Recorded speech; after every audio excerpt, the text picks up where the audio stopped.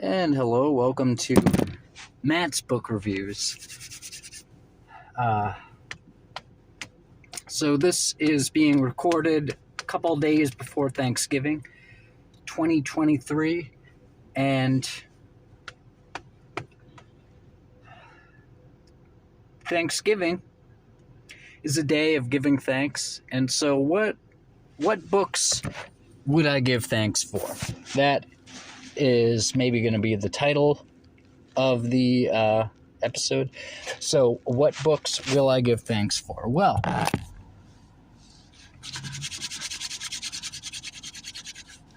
that's actually a big question. I'm sitting here sort of thinking about it, and on my book review channel, I say I would give thanks for 0 books to 0 people, and that's it. No, I give great thanks for The Stranger by Albert Camus, I suppose. That book was very eye-opening. Very, it really, it didn't do it in a way that isn't sort of practiced by the rest of the culture, but it very directly broke through sort of conceptions, like it very precisely and directly broke through the conceptions that, culture or people often have of presumption of concepts, like presuming that, the book opens. I won't give away too much about the book, but I'll talk about the opening. The book opens with the character Meursault, or however you pronounce his name. I think I have some French in my lineage, but not enough to have learned the language much. But Meursault is the book begins with one of my favorite first lines. I saw the cover of the book, or an edition of it, of The Stranger, on a video about like 100 greatest first lines in books. So that may be why I jumped to that, like that statement or this line in relation to that category. But it is a great first line, and the line goes, "Maman died today," or maybe it was yesterday, I don't know, or something like that. I think "Maman died today," like those 3 words are the first sentence, and then the rest of the paragraph, I think maybe word for word it goes, or maybe yesterday, I don't know, or maybe it was yesterday, I don't know. But it's just, so the book opens with this guy talking about how his mom died, and then he's going to her funeral. And as a kid reading it, and even maybe today without having the context of what people said about it, I didn't really pick up on the... Interestingly enough, I guess it was sort of like a Meursaultian thing, but I didn't pick up on the idea that, by the way, the fact that L is in Meursault, and it went so well with, the form Meursaultian as a form to denote this being something in keeping with how Meursault would behave or act, or whatever.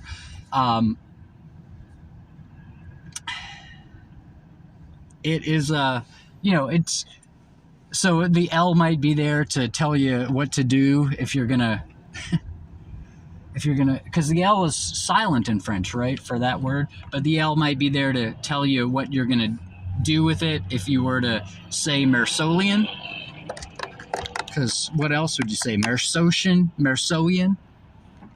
Meursault-ish? But anyway, this may be a Meursaultian thing for me to have thought about it, or not have thought about it really, but Meursault is at his mother's funeral, or he's like sitting with the body or something at the, whatever, the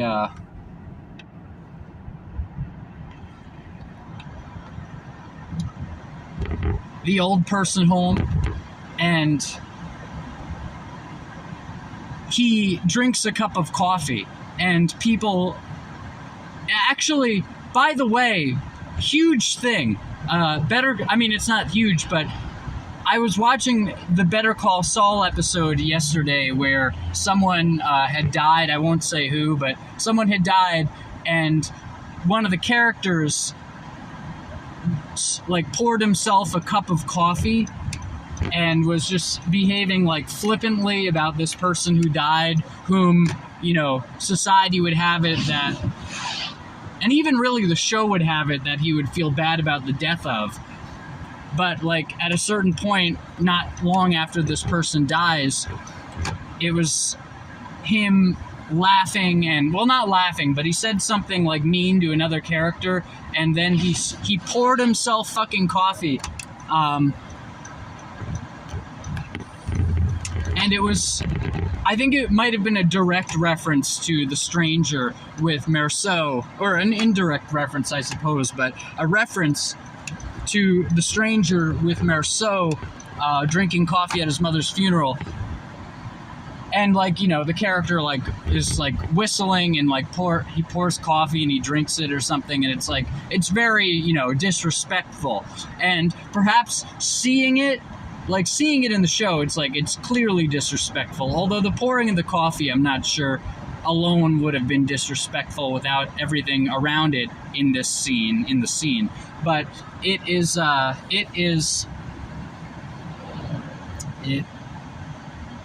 I would say is in keeping with the book. You know, it's presented in a very clashing way with the emotion of the scene in the show. And in the book, Meursault, although I don't know if I even picked this up either, but in the book, Meursault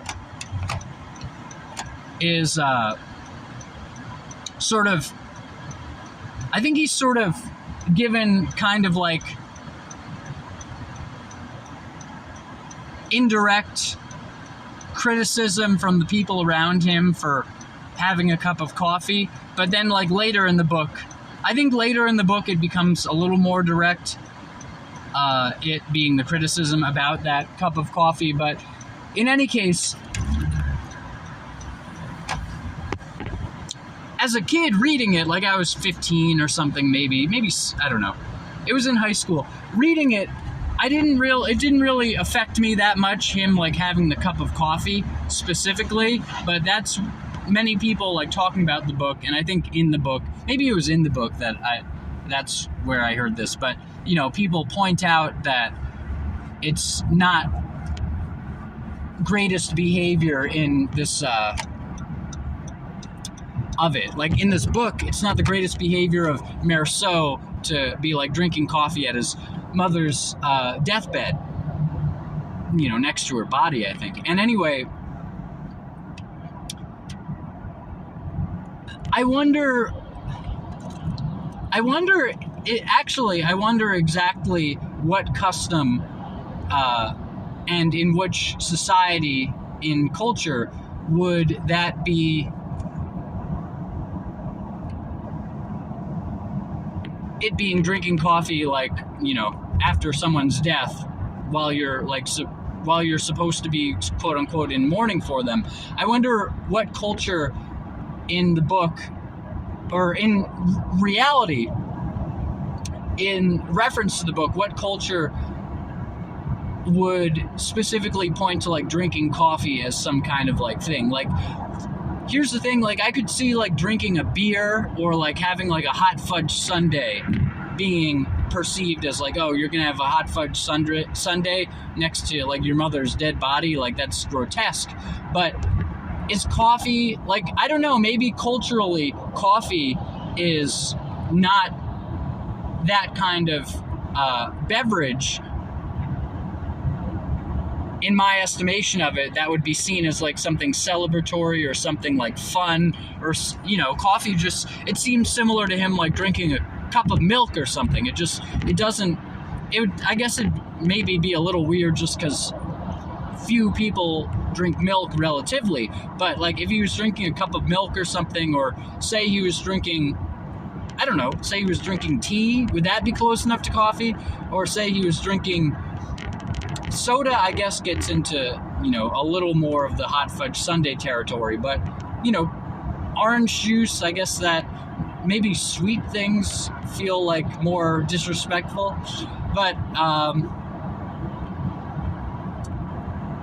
yeah, I don't know. It seems to me sort of bizarre to be pointing to the coffee as something like celebratory, but yet I think the impact of it extended to it being featured in that scene in Better Call Saul, and I'd bet you, if it were legal to do so, I'd bet you like at least $50.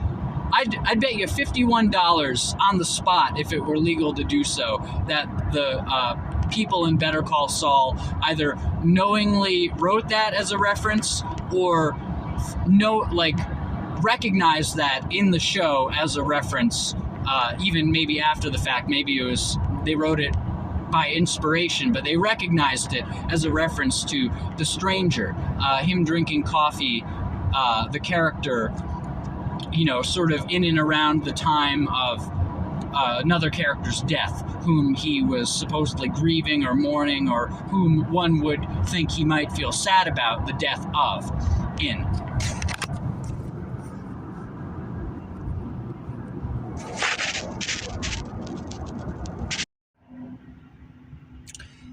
Now, I think it's very interesting that with this, not the first act in the book, but one of the first acts in the book of Meursault not really either caring about or even perhaps knowing about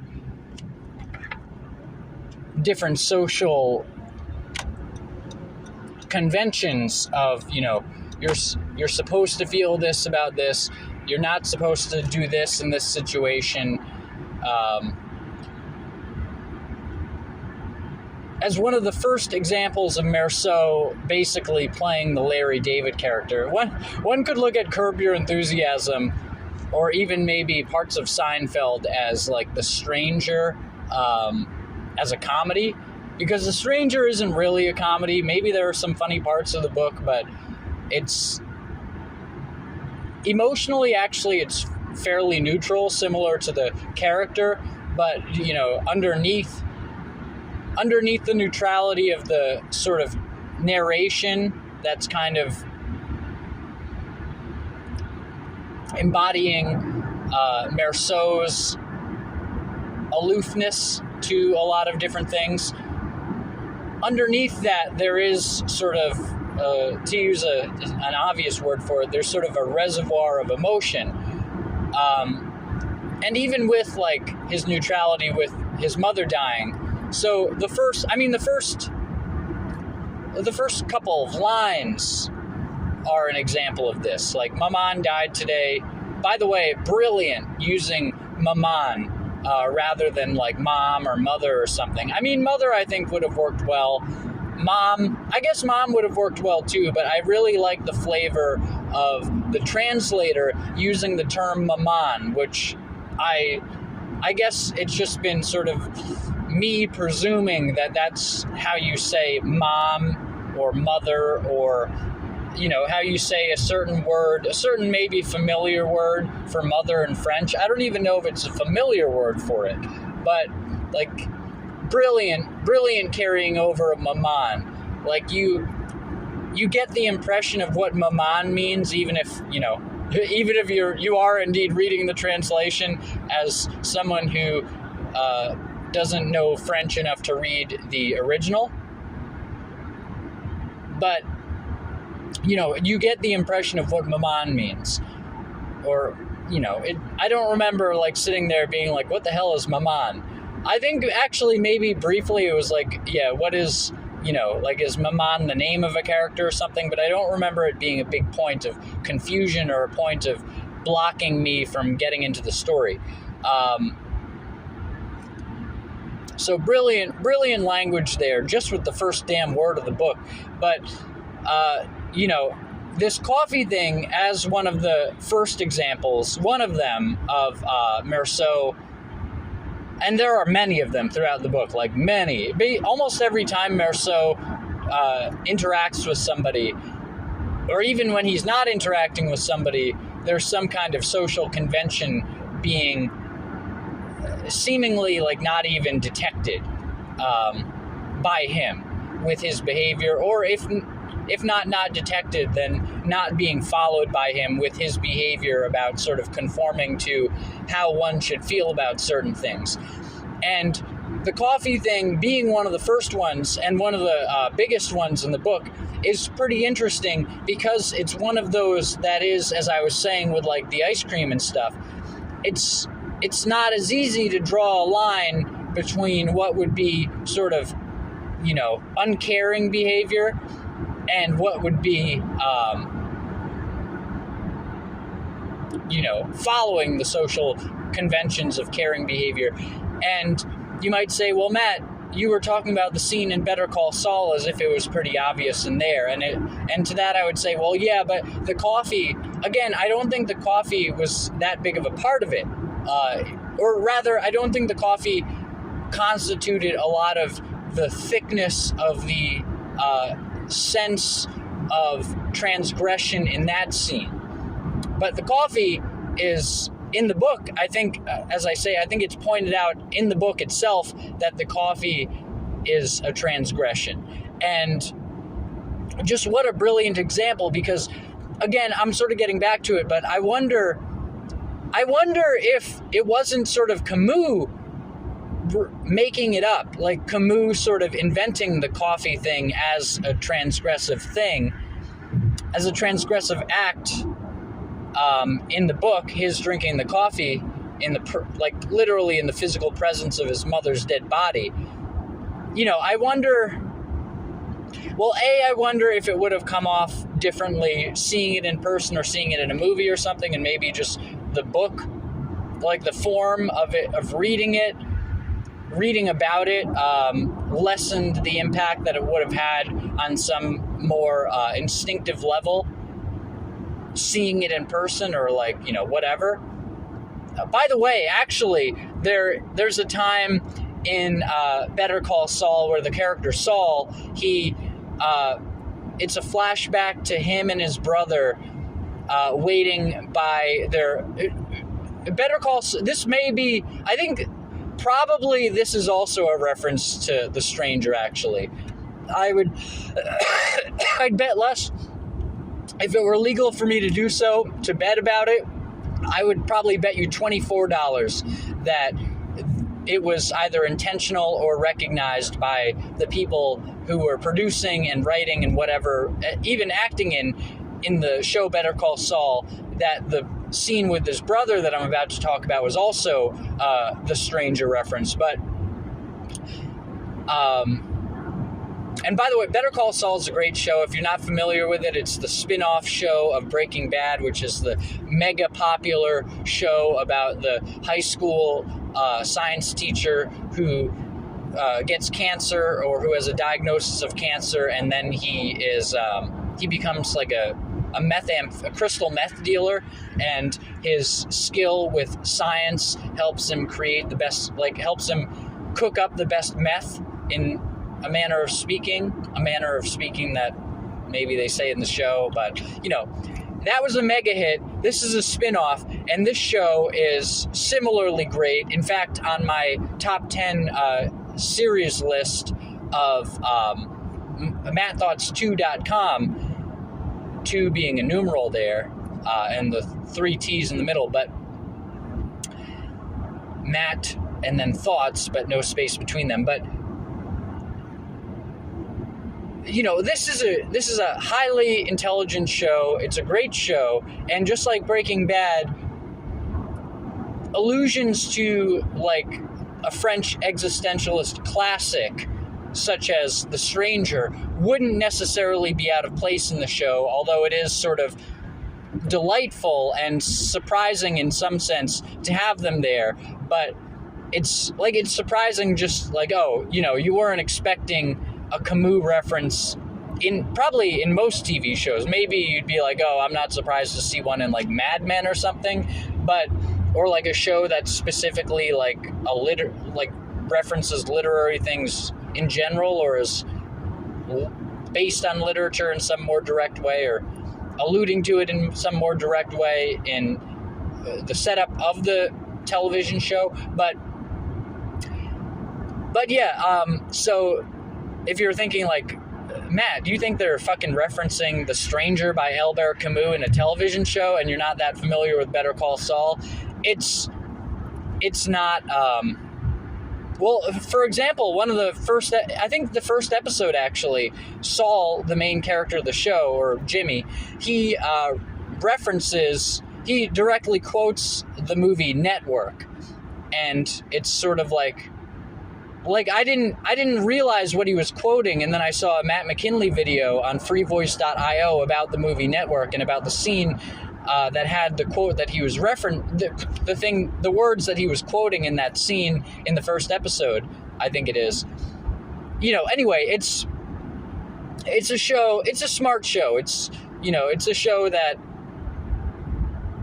it'll reference something like Network, or I would say it'll reference The Stranger in two different scenes, and and it's not like out of the question that the references were there knowingly or even intentionally.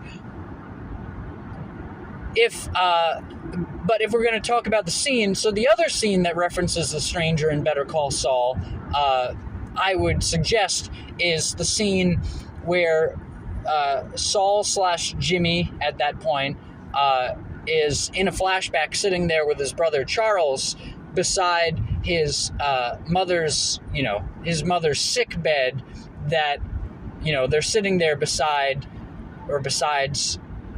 is it the S there or the not S? They're sitting there besides. I guess maybe it's beside, although beside felt strange there. But anyway, in the show, in that scene, they're sitting there, and Jimmy says, "Hey, you want to go get a sub or something? Like we've been here, for so long." And Charles is like, "No, Jimmy, I'm gonna keep sitting here." And Jimmy's like, "Well," Jimmy / Saul, he's like, "Well, Jimmy at that point, well, I'm pretty hungry. I'm gonna go out. Let me get you a sub." So in that scene, it's like, it seems inappropriate for him to leave. Now, she's not dead yet, so part of it is not wanting to, miss the last moments of her life. But, so that's a large part of it, because it's practical. It's not like, oh, she's, it's her deathbed, she's dead, unless she is resurrected in some way, she comes back to life, the situation isn't going to change that much. But in this case, it's like, oh, well, he's going out to get a sub, and, maybe she could die at any moment. And so he goes out to get the sub, and very, very good detail, incredible detail. This is like literary how good it is, and it's like just one of the things I would point to say this is one of the examples of just how good this show is. But again, as I was starting to say, Jimmy says to Charles, "Well, let me get you a sub." Like, basically, from a character perspective, is this scene, it seems like this scene is Jimmy basically saying, "I understand that it's a faux pas for me to go and get a sub while my mother is on what might be her deathbed. And so, so I want to get you a sub too, Charles, because you're not leaving with me and you're not committing this faux pas. So I want to bring you into it a little bit." And I think Charles I think he might resist at first, or I think he might resist, or maybe not. But you get the sense that if he doesn't resist, you get the sense that him not resisting is because he knows there's not much of a point, like the way Jimmy is saying it, or just like knowing the character of Jimmy, like he's gonna get him the sub anyway. I don't know. I don't know I don't think he like forces the sub on him, but Charles, he's sort of like, all right, or like whatever, like, okay. I think he says okay or yes in some way, but not in a way where he's like, oh yeah, I really, I'd like this sub. You know, Charles is sitting there. Charles is sort of the anti-Jimmy in this case, and maybe the anti-Marceau, where he's sitting there and I think he directly states that it's inappropriate to go out and get a sub, and then he's like, but if you want to, Jimmy, like, you can go out and get it. And so I'm not sure, maybe Jimmy doesn't realize without Charles talking about it being, sort of rude and disrespectful. Maybe Jimmy doesn't realize going out to get the sandwich is disrespectful. But in any case, it seems to me, perhaps just by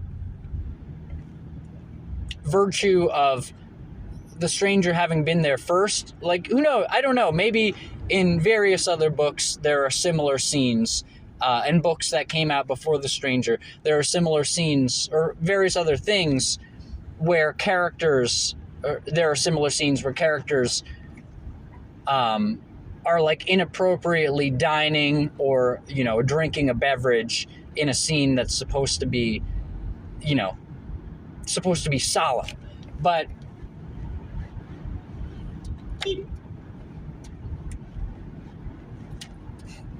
fucking asshole. I hate these fucking people. This fucking it's hilarious. Like, recently, and I wouldn't recommend this for you to do it, but recently it's become very annoying to me, and like it's sort of grown into a pet peeve. People just blinkers in general. People using blinkers on the road, but I think it sort of stemmed from like people just using a blinker and then just leaving it on forever. Like, it's like the George Carlin joke where, old people, they don't tell you where they're going with the blinkers, they tell you where they've been, like doing the blinker late, I suppose, but really just leaving it on. Like you merge into another lane and you had turned a blinker on, you merged into another lane, and then it stays on. The blinker stays on, and that person is like in that lane maybe for like 40 seconds, maybe for like over a minute, more than a minute rather, not over a minute, more than a minute. Then that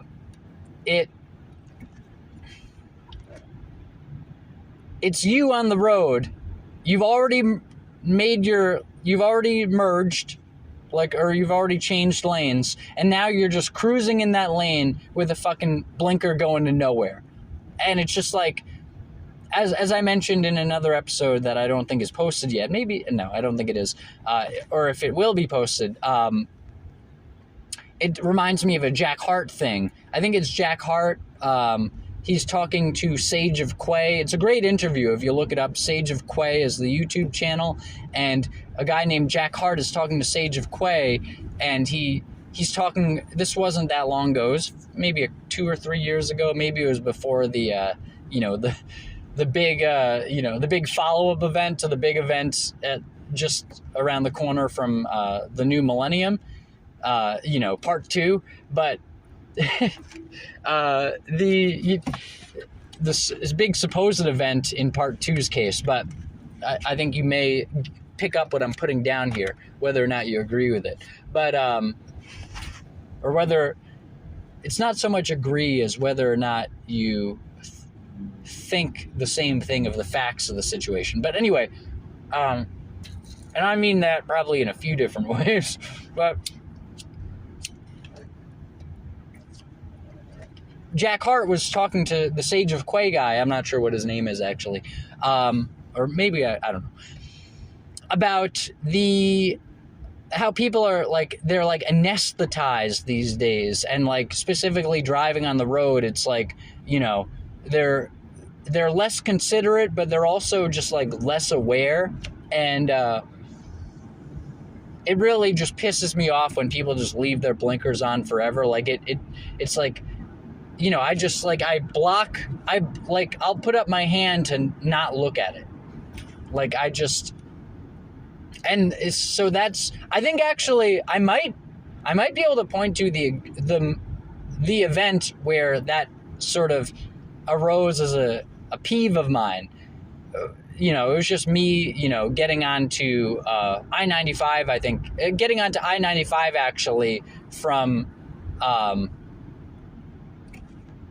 maybe from getting some gas or something on the way to work within the past like 7 or 8 months or something. And someone just like, they put their blinker on and then they had it on and they just kept it on. And, you know, maybe that's how pet peeves start, where like something happens and it happens in a way where it's annoying, but then that same thing, just anytime it happens, whether it's sort of the same way or not, it starts to take on the peevish variety. But anyway, yeah, so this person, there's like sort of a backup right now. I'm doing hands-free right now. I'm not touching the phone or anything. The phone's not in my hand. What's in my hand is the steering wheel as well as a cigarette. But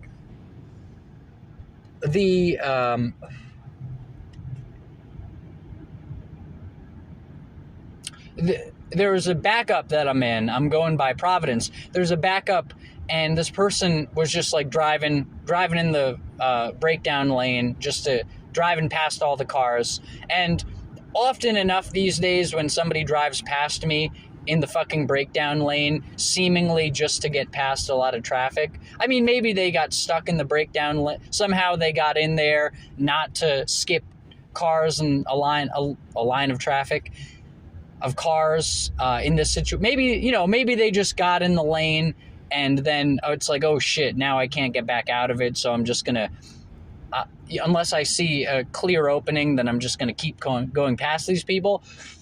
But often whether there's enough space in front of me for there to have been a space for this person to go into or otherwise, often it seems like it's just somebody like skipping past everybody else. And to that, often enough these days, I'll beep. You heard me beep in the audio, and you heard me like say something like asshole. In it is, and I don't see a lot of other people, like I don't hear a lot of other people beep for this shit. But these days I'll fucking beep for this shit, because I think one thing you don't see these days, I may have said this elsewhere already on Matt's Book Reviews. If not, I may say it after this too, but it may seem funny, but I don't think today's culture really has people calling each other out enough. And you might say, people call each other out 24/7. It's like, in certain contexts and about certain things, like, in a YouTube video, like for example in a YouTube video about something like that, yeah, people will call people out on some things, although even there I would say it's often, about the wrong things. It's about sort of the pre-approved things to call people out on. But like in a line of cars where somebody's just skipping past the traffic, you won't often have somebody beep at that car while they go by. You won't often, in like a situation where somebody is doing something repulsive like that, you won't, or immoral or whatever, taking advantage of kind of behavior, you won't often see people call somebody out. And oh, yeah, okay. Actually, this relates. There's a great Tim Heidecker comedy special. I would criticize Tim Heidecker maybe about various things, although I'm not sure where his character ends. His anti-Trump stuff, I'm not sure if that's really him or if that's just part of his character, because his character is so fucking thick that I'm not totally sure about that. But even in the description of the video for An Evening with Tim Heidecker, the comedy special that I'm referring to here, he... in the video, it's under, like, in the description of the video, it says, these are just jokes, have fun. Like, essentially saying, like, I say a lot of things in this special. It's, it is in jest, so, don't get so mad, don't get too mad about it or something. Like, or, I'm inviting you to recognize this stuff as humor, not as me stating actual opinions and stuff. But anyway, Tim says, like, he's like, you know what? I have a resolution. No more bullshit. And then, like, he, in his, like, you know, in his really, like, angry, like, mean way, like the angry, mean character he plays throughout the show. It's a fantastic show. I think I might watch it again today with my mom. But throughout the show, he's like just this very mean, very abrasive character that you see in like Tim and Eric and stuff. And he's just so mean and he's so evil kind of that it's just, it cracks you the fuck up. It's so good. And, or at least, you know, I would point it out as highly humorous and objectively humorous, maybe. Well, yeah, objectively, I think it's humorous, and you could point to the reasons why. But one of the little motifs that he has in the show, he starts saying, like, you know, I'm making like you know, I'm making a proclamation, maybe like a resolution or something, like no bullshit. And then he goes on to say, like, you know, his wife does something that he perceives as annoying, and like he's like, no, I'm gonna call her out on that, no bullshit. And he does it in a way where I think the first thing, it's like sort of like, he's like, yeah, you know what, crowd, no bullshit, and the crowd kind of cheers in sort of like a knowing, like ironic way, and humorous way, or, you know, a way where they're kind of laughingly doing so. But it goes from like sort of a no more bullshit thing where he points something out. I think that's sort of like indeed him calling somebody out for being an a-hole, and then he goes into just like him being an a-hole, calling people out about, like, you know, things that aren't, you know, things that he doesn't like, but that aren't them, like breaching social codes and contracts and stuff. See, we're still talking about The Stranger here, but he, in a certain way we are, but he oh shit, he does this thing like as like part of the act, like this no bullshit thing. But I think that actually, like, there is not only space for, but there is utility in calling people out these days, because nobody calls people out these days. And I think it's similar to the to that sort of cliche now of like, oh, you know, they came for this group, but I wasn't that group, so I didn't say anything. Then they came for the next group, but I wasn't that group, so they didn't say anything. I think it was related to the Holocaust, or maybe it was Solzhenitsyn related to the communism stuff. But, you know, they came for this. No, I think it was actually like a priest or something who said this, and it was about the Holocaust. But I think he says, like, they came for the Nazis came for the Jews, and I didn't say anything. Then they came for, you know, the black people or something, and I didn't say anything. And then they came for like the you know, handicapped people, and I didn't say anything. And then they came for me, and there was no one left to speak on my behalf or something. I think it's similar. I mean, you might say, well, Matt, that's an egregious thing for you to put in this context. You know, like, oh, somebody driving by you in the fucking breakdown lane is similar to like the Nazis coming for these people. It's like, I think the general setup of it, yes, it is the same. Our culture is degrading. The morality of the culture is degrading. Not everybody, but so many people have just become really shitty. And I think now I would actually recommend this to you. Now it's high time to indeed call people out on things, like to their face. Like if somebody drives past you in the fucking breakdown lane, which I see happening pretty frequently now. I don't know if this happened as frequently before. If somebody drives past you in the breakdown lane, I think it serves the common good.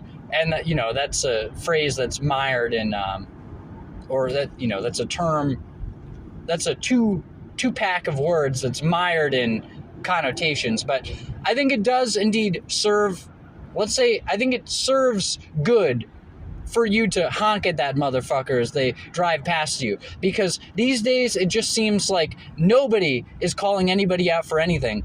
Now that is as opposed to The Stranger, which is about this guy breaking social conventions, but social conventions like the coffee thing, where I'm so unsure about the existence of that social convention that I'm not sure that Camus didn't make it up himself, like the coffee thing. Like, I'm not sure that Albert Camus, sitting there, didn't invent this as a social convention for the character to have broken. And perhaps, I'm not so sure, he didn't invent it knowing that people then might read it thinking, like, oh, okay, I guess that is a social convention, but it's actually not. Like, there's a whole range of things that Meursault, in The Stranger, breaks convention on. Some of them are actually really shitty things to break convention on. Like, there's this guy who's like, I won't reveal too much of the book. This is still early in the book, but there's this guy who's like a wife beater, and Meursault becomes friends with him. And it's not like Meursault is... Well, the thing is, Meursault doesn't seem to have much of an investment in anything. So you don't necessarily blame him because he's fairly across the board on this stuff.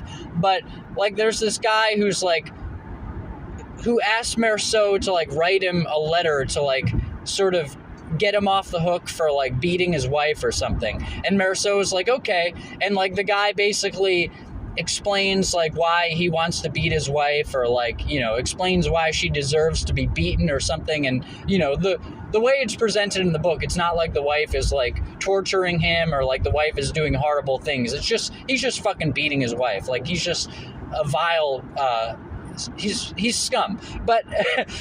or, you know, like, he's behaving in disgusting ways. Like, but Meursault,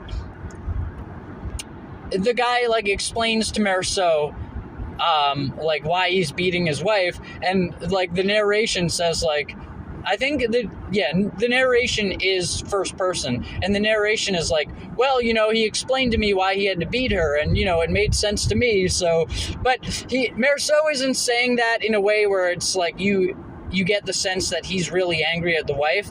He's just sort of saying that in a way where it's like, okay, well, this guy, like, you know, spun me this tale about his wife, and it's like, yeah, you know, okay, like, okay, it makes sense to me. I'll help you write the thing. Basically, I think the impression is, I may be wrong about this, but I think the impression is that Meursault would have written this guy the fucking letter to help him, like, get out of trouble for beating his wife anyway. He just would have done it anyway, because he just, you know, he doesn't really give a shit. He's like, okay, you asked me to write a letter for you, I'll write a letter for you, fine, whatever. Like, that whatever is sort of the motto of Meursault, I would say. And The Stranger is so interesting, and it's actually, I think it's so powerful because there is such a range of things in that book that Meursault is breaking social conventions on. And some of them are, like, really...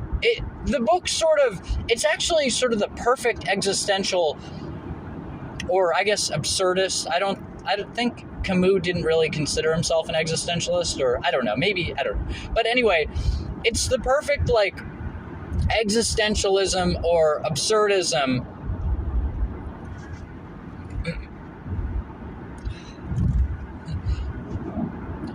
Great Rhode Island. You literally have...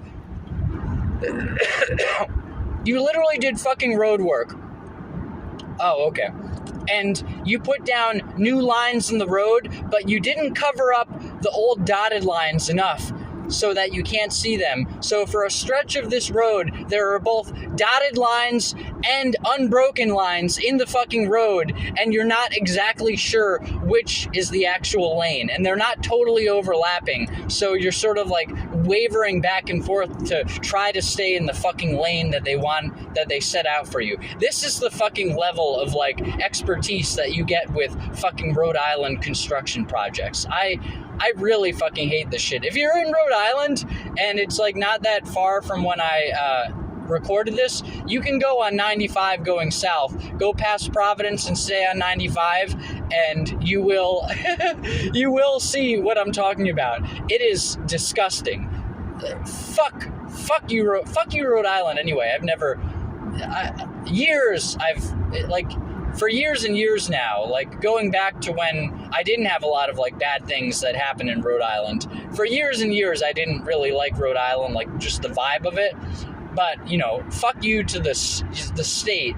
It's like, I'm not a statist, so, you know, fuck you to the state in general. Am I allowed to say fuck you to the state?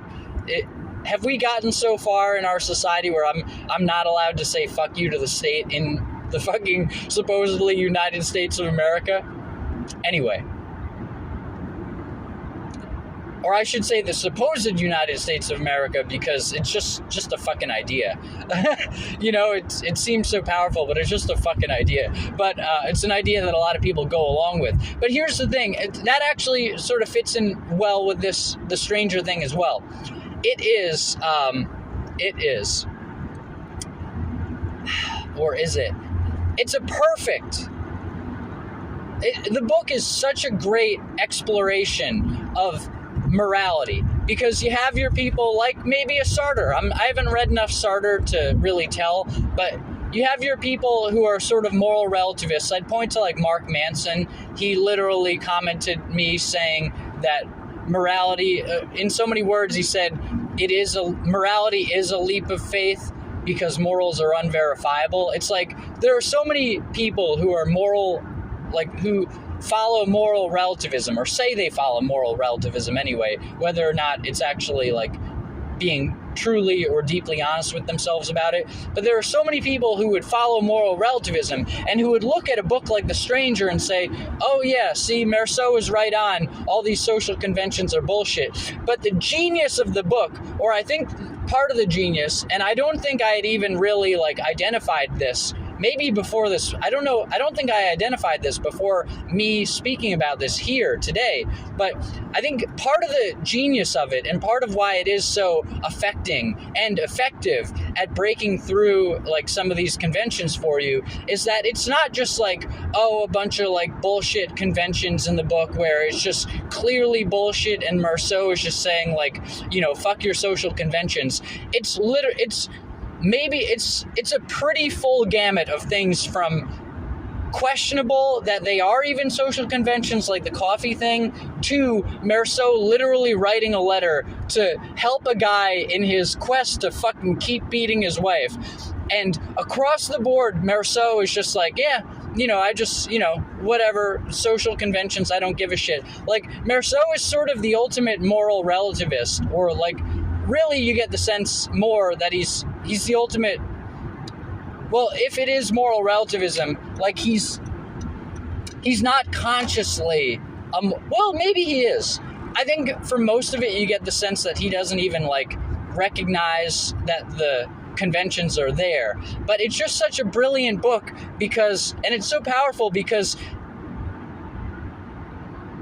Camus hits you with basically like 130 pages of scene after scene after scene after scene where it's this social convention he's aloof to, that one he's aloof to, that one he's aloof to, that one he's aloof to. And it shows you the ways, you know, the things that he does as a character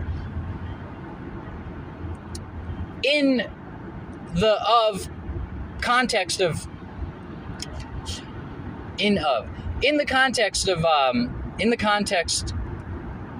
being aloof to these social conventions and maybe not even seeing, or maybe not even like apprehending that the conventions are even there.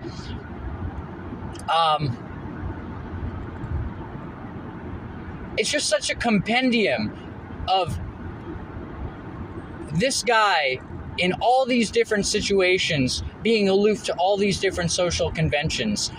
And it's so brilliant because some of them really are like, he's aloof to this, and in so being, he does something destructive. And some of them, it's just like, he's aloof to this, and people like respond really like angrily to him, or like they seem like pissed off, but it's sort of a BS designation of this being morally improper behavior, or like, you know, tone deaf behavior, or behavior that's like emotionally inappropriate. or not displaying the proper responses to things. Although if it is response, then wouldn't it really be not displaying the proper, or if it is a convention rather, an automatic in it being a convention, or like it's there, it is there, it, you know, is it so much a convention that it's not a response, but it's reacting in the right way because there is one reaction that you're supposed to have, like emotionally too. It's sort of an exploration as well in the context of a lot of the transgressions aren't him doing something, it's him sort of thinking in a certain way about something or speaking in a certain way about something that seems to reveal his aloofness to a social convention. And so it's not characters sort of implicitly saying that he should be acting in a certain way or like doing a certain thing or not doing a certain thing. It's more them saying you should be feeling a certain way, you should be feeling a certain thing or thinking a certain thing before it even gets to your behavior. And the book is just, it was so powerful to me. It is so powerful, I would say, and I'd say even objectively, given the context of everything. Like, there are so many things that it so powerfully examines in society.